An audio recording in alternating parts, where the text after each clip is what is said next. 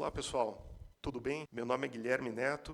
Eu estou aqui para falar hoje para vocês a respeito de um assunto que é de extrema importância, é fundamental para a segurança de máquina e que tem sido interpretado erroneamente por profissionais dedicados à segurança de máquina. Eu estou aqui para falar de estado da técnica. Estado da técnica é o assunto do meu segundo livro, inclusive ele já está aqui. Quem quiser mais informação, tudo isso que eu vou falar hoje está bem detalhadinho aqui no livro, www.editorauni.com.br, vocês podem adquirir. E, aproveitando, tem uma novidade, que é segurança doméstica para crianças. Você que tem filhos, netos, sobrinhos, esse primeiro é dedicado à segurança de máquinas que a gente utiliza no dia a dia e alguns outros assuntos, algumas outras situações pertinentes à segurança doméstica. Segue aí a dica, vale a pena. Está lá no editorauni.com.br. Estado da técnica é um conceito oriundo de marcas e patentes e que nós adaptamos à segurança de máquinas. Antigamente falava-se estado da arte, hoje falamos em estado da técnica. A NR12 traz o estado da técnica no seu item 12.1.9. Ele diz o seguinte: na aplicação desta NR e seus anexos, devem-se considerar as características das máquinas e equipamentos, do processo, a apreciação de riscos e o estado da técnica. No item subsequente, a NR12 diz que a adoção de sistemas de segurança nas zonas de perigo deve considerar as características técnicas da máquina e do processo de trabalho e as medidas e alternativas técnicas existentes, de modo a atingir o nível necessário de segurança prevista na própria NR12.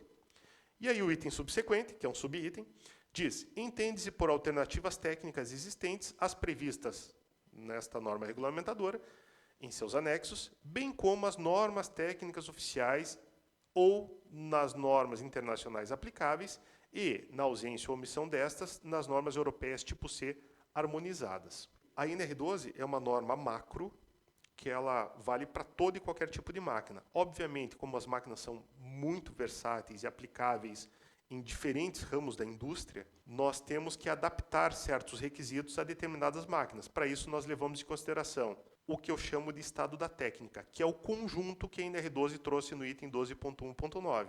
Se vocês olharem aí, isso eu já falei num outro treinamento, no treinamento sobre categoria, eu abordei muito esse assunto. A aplicação de dispositivos em segurança de máquina deve seguir a seguinte hierarquia. Então lá, barreiras duras, redundância, barreiras brandas e bloquear as consequências do acidente. Suportando tudo isso, procedimento e treinamento. Pessoal, não existe aplicação de estado da técnica ou do item 12.1.9 sem dispositivos de segurança. Eu não posso, em hipótese alguma, dizer que dispositivos de segurança não são aplicáveis a esse tipo de máquina ou a esse tipo de situação, então eu vou proteger o operador somente com procedimento e treinamento. Eu estou no campo de segurança de máquinas há 17 anos, eu já fiz milhares de projetos de solução e nenhum deles faltou dispositivos de segurança. Ou seja, em nenhum deles eu baseei a segurança de qualquer que seja a operação somente em procedimento e treinamento. Então eu vou citar um exemplo. Nós colocamos a proteção e por essa proteção precisava passar uma espécie de um cano que era importante para o processo. E esse cano ele tinha um diâmetro de 30 milímetros. A ISO 13857 me dizia que o máximo de abertura que eu poderia ter naquela fenda seria de 20 milímetros. Então o que nós fizemos? Identificamos as distâncias dos riscos ou dos perigos, verificamos que o que estava se movimentando ali era liso e a probabilidade de engatamento era muito baixa. Ou seja, nós flexibilizamos a abertura desta fenda de 20 para 30, fazendo uma análise um pouco mais aprofundada do perigo ali presente e alocamos isso como estado da técnica. Agora, eu não posso dizer assim: então eu preciso passar o cano de 30 milímetros, então vamos tirar a proteção. Não posso. Inclusive, o estado da técnica pode ser mais restritivo. Então, tem situações que a 13857 dizia que a distância mínima era 2.700 e a norma tipo C, ou seja, o estado da técnica, requisitava uma adição de 200 milímetros nessa distância.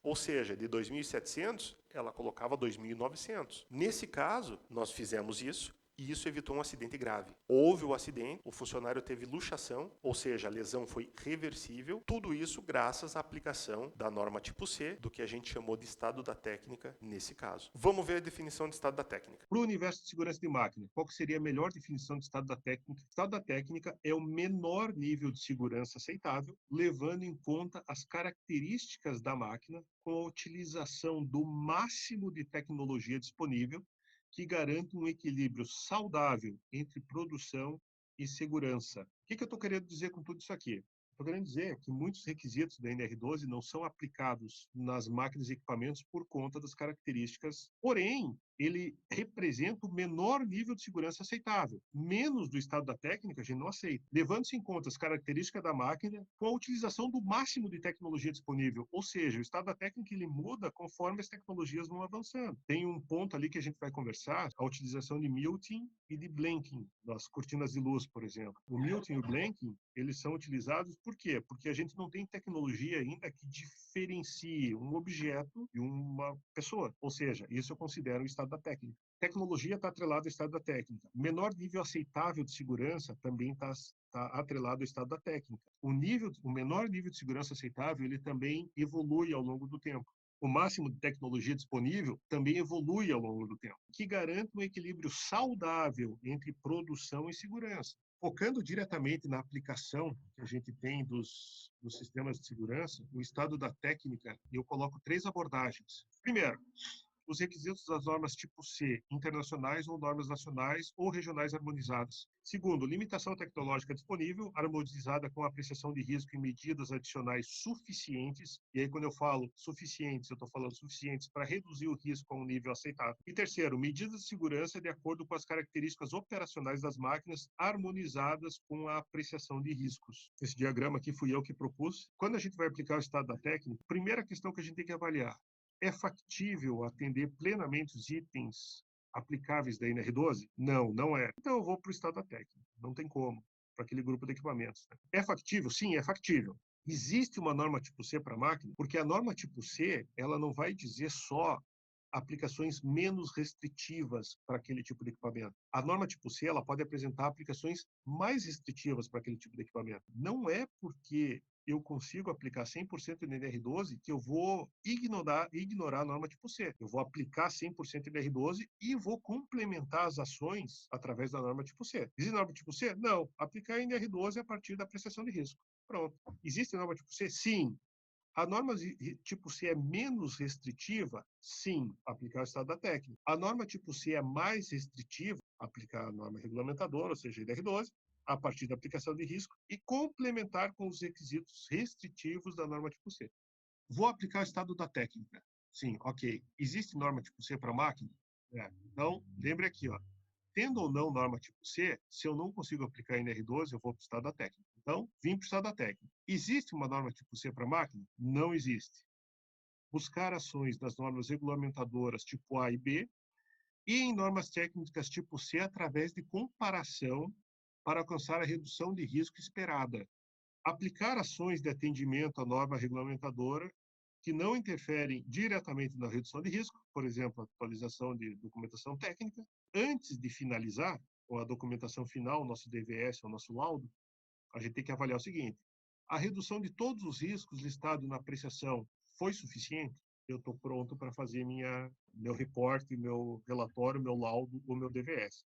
Não, não foi. Eu vou ter que buscar outras ações, vou ter que buscar outras normas, vou ter que buscar alguma ação para que essa redução seja suficiente. Quando ela for suficiente, eu finalizo com a documentação. Sim, existe norma tipo C. A norma cobre todos os riscos da máquina? Não. Aí eu venho para cá. A redução de risco foi suficiente através da norma tipo C? Não. Aí eu venho para cá. A redução de risco foi suficiente? Não, não foi. Aí repete isso aqui, ó. Aplicar as normas tipo C, buscar ações de normas regulamentadoras, tipo A e B, e normas tipo C através de comparação, para redução de risco. Complementar com a documentação técnica e fazer a apreciação pontual para identificar se a redução foi suficiente. Se não foi, eu tenho que voltar aqui. Se foi, ok, documentação. A norma cobre todos os riscos da máquina? Sim. A redução de risco pela norma foi suficiente? Foi. Aplicar a norma tipo C como estado da técnica. Depois, complementar com a documentação da máquina e, por fim, fazer o reporte final. Pessoal, era isso que eu tinha para falar para vocês hoje. Obrigado por assistir esse vídeo até o final. Gostou? Curte, compartilha, ativa as notificações. Quem quiser se aprofundar mais nesse assunto, tem o livro aqui, está à disposição, editorauni.com.br, e adicionalmente tem o livro aqui, já vamos criar uma cultura de segurança interessante nas crianças. Está aqui o livro Segurança Doméstica para Crianças, também está lá no editorauni.com.br. Isso aqui vale para crianças ali a partir da alfabetização, 5, 6 anos, até os 12, 13 anos, vai aprender a se proteger e avaliar os riscos dentro da sua própria casa. Obrigado, pessoal. Grande abraço. Até a próxima.